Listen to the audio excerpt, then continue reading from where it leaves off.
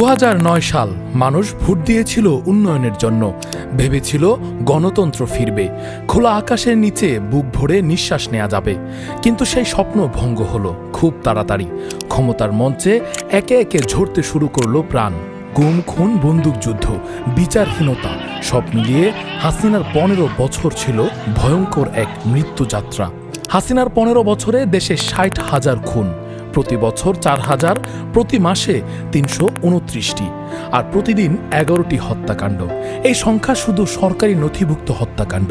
Target killing, রাজনৈতিক সহিংসতা, অপহরণ আর বন্দুকযুদ্ধ, সব মিলিয়ে পুরো দেশটাই হয়ে ওঠে এক অঘোষিত যুদ্ধক্ষেত্র। 2012 সালের হরতালে দর্জি দোকানের কর্মচারী বিশ্বজিৎ দাস বের হয়েছিল কাজে। পুরান ঢাকার আদালতের সামনে ছাত্রলীগের একটি দল তাকে ঘিরে ধরে, শিবির ট্যাগ দিয়ে রাস্তায় ফেলে কোপাতে শুরু করে। বিশ্বজিৎ চিৎকার করে বলেছিলেন, আমি হিন্দু, শিবির না, আমি শুধু কাজের জন্য বের হয়েছি। কিন্তু তার কথা কেউ শুনেনি। ঢাকার ব্যস্ত রাস্তায় প্রকাশ্য দিবালোকে কুপিয়ে হত্যা করা হয় একজন নির্দোষ তরুণকে। এই হত্যার ভিডিও ক্যামেরায় ধরা পড়ে 8 জনের ফাঁসির রায় হয়, 13 জনের যাবজ্জীবন। অপরাধীদের শাস্তি হয় তবে কাগজে, নথিতে। কিন্তু বাস্তবতা, রায় কার্যকর হয়নি, অভিযুক্তরা বের হয়ে আবার রাজপথে। সেই শুরু। তারপর একের পর এক নিখোঁজ হতে থাকেন বিরোধী দলীয় নেতারা। ইলিয়াস আলী, চৌধুরী আলম, তাদের খোঁজ আজও মেলেনি। পরিবারগুলো আজও দরজায় তাকিয়ে থাকে, আজ বুঝি ফিরে আসবে, কিন্তু কেউ ফিরে আসে না। সাল 2014, নারায়ণগঞ্জে র্যাব তুলে নেয় 7 জনকে। আতঙ্ক ছড়িয়ে পড়ে পুরো জেলায়। ততক্ষণে খালি রাস্তাঘাট, সবাই ভীত সন্ত্রস্ত। একে একে গড়ালো 3 দিন। তাদের লাশ ভেসে ওঠে নদীতে। খবরটি ছড়িয়ে পড়তেই কেঁপে উঠেছিল পুরো দেশ। গ্রেফতার হয় আওয়ামী লীগের নেতা নূর হোসেন, যদিও নেপথ্যে ছিল আরও বড় নাম শামীম ওসমান। বিচার থেমে গেল, কেউ দোষ স্বীকার করল না। রাষ্ট্র বলল তদন্ত চলছে, কিন্তু এটি এমন তদন্ত যার কোনো গন্তব্য নেই। 2019 সালে বুয়েটের মেধাবী ছাত্র আবরার ফাহাদ দেশবিরোধী চুক্তির বিরুদ্ধে কথা বলেছিল ফেসবুকে। তারই জের ধরে 6 অক্টোবর রাত 8টায় আবরারকে শেরেবাংলা হলের 2011 নম্বর রুমে ডেকে নেয় ছাত্রলীগ। শুরু হয় জেরা। রাত গভীর হলো। সবাই যখন ঘুমিয়ে আচ্ছন্ন, তখন ক্রিকেট স্ট্যাম্প, হকি স্টিক দিয়ে শুরু হয় নির্মম নির্যাতন। রুমমেটরা কান্না করছিল, তবু মার বন্ধ হয়নি। ততক্ষণে আবরার আর নেই।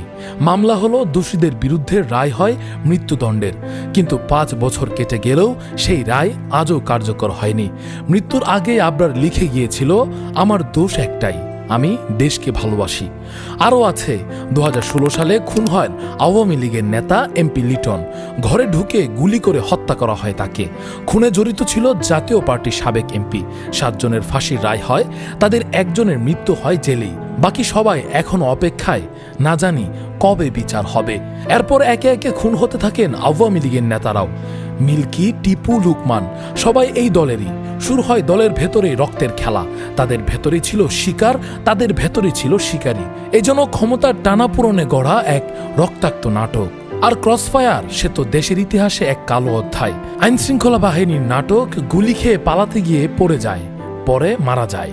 এই কল্পিত গল্পের অতল গহ্বরে হারিয়ে গিয়েছে 1926টি তাজা প্রাণ। কেউ বিচার চায়নি, কেউ বিচার পায়নি।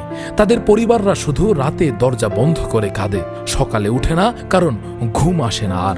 পুলিশের ওয়েবসাইট থেকে অপরাধের পরিসংখ্যান সরিয়ে ফেলা হয়। প্রকাশিত তথ্য লুকানো হয়।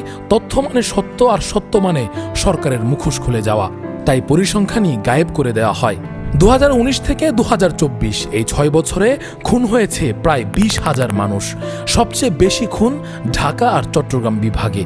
এই শহরগুলো যেন খুনের হাট। একটা সময় ছিল যখন মানুষ ভোরবেলা রাস্তায় বের হতো, কিন্তু কেউ কেউ আর ফেরত আসতো না।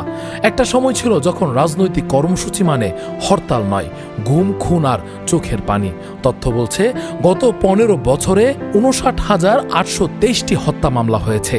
চার্জশিট দেওয়া হয়েছে প্রায় 18 লাখ মামলায়। তার মধ্যে রায় হয়েছে মাত্র 2,01,000 মামলায়। বাকিগুলো বিচারের আশ্বাসে বিচারহীনতায় চাপা পড়েছে ফাইলের নিচে। প্রশ্ন হচ্ছে, এই দেশ কি স্বাধীন হয়েছিল এই জন্য? এই গণতন্ত্র কি এমনই ছিল যেখানে ভিন্নমত মানেই গুম আর প্রতিবাদ মানেই মৃত্যু? ২০২৪ সালের ৫ই আগস্ট ছাত্র জনতার অভ্যুত্থানে পতন হয় এক শাসকের।